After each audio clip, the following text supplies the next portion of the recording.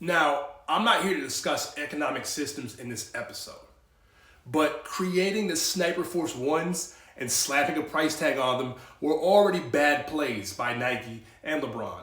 For all the good LeBron and Nike have done, they really looked at the calendar, saw MLK Day and said, hey, you know what? Let's sell the assassination themed sneaker.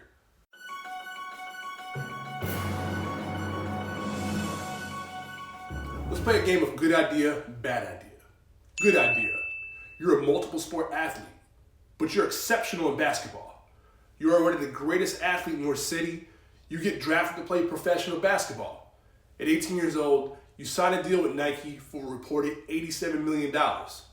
They say you'll become one of the greatest basketball players of all time.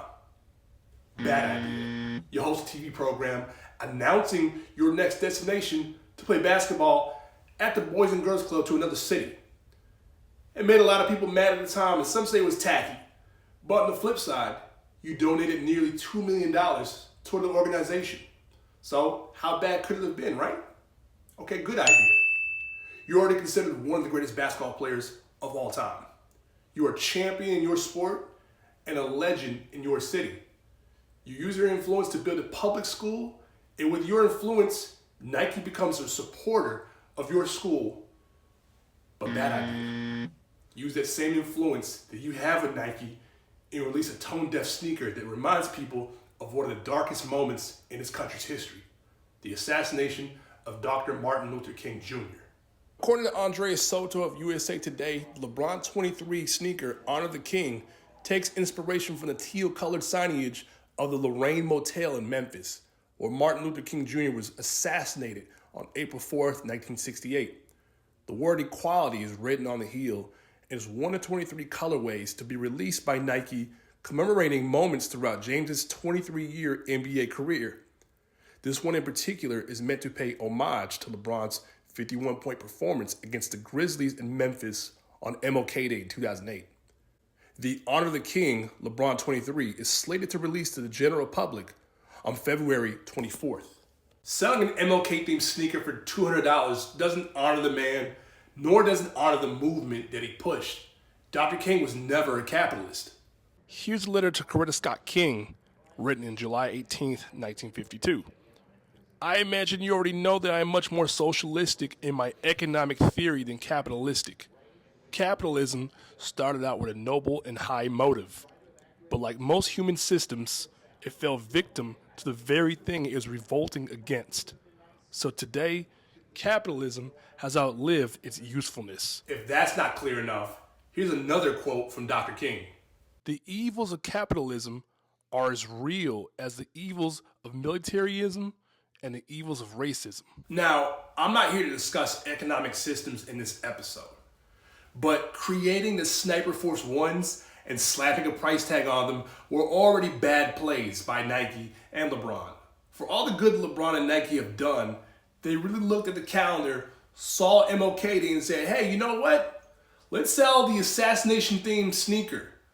Companies like Nike have sold social justice themed apparel in the past that were, you could say, tasteful. If you wanted to create a shoe that honored MLK's work in Memphis, the 1968 sanitation workers strike was right there. Or if you really wanted to have a creative way to pay homage to his work, through a shoe, through a sneaker, there was MLK's fight for fair housing in Chicago, or a Morehouse-themed sneaker where MLK went to college. But despite the criticism, Nike defended the sneaker anyway. John Jowers, Nike's vice president of communications, acknowledged the critiques, but defended the design's intent. Design is so subjective, and some people the design will resonate with, and others maybe less so, Jowers said. Obviously, that becomes a little more charged when you have bigger principles at play. I think the intent, though, was really to pay homage to Dr. King, his life, and legacy. What's made the situation even more gross is that Nike didn't even run this by the National Civil Rights Museum, which is formerly the Lorraine Motel.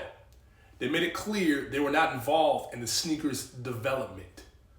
Museum President Russell Wigington said the organization learned about the shoe's development after it became public. Here's what they had to say. We certainly don't mind people recognizing and appreciating the work that we do and what happened here, Wigington said. But we have not been a part of any of the aspect of that, of the sneaker coming out. Now, I do believe that LeBron James means well, but him and Nike missed the mark here. In theory, the sneaker looks cool if you like teal. However, this does nothing to honor the work of Dr. King. And this just makes King James look like a clown. The number you have dialed has been changed.